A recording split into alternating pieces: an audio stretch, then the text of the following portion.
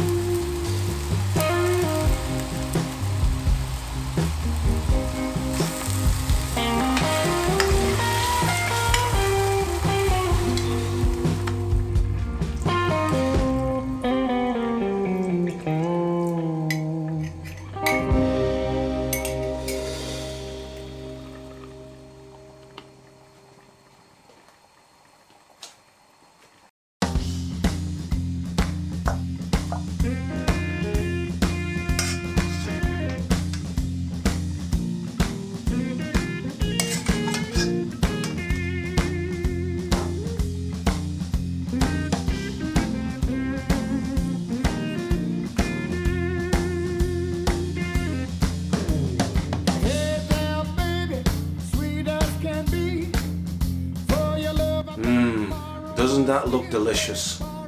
Thanks for watching everyone, and don't forget to subscribe. Till next time, happy eating!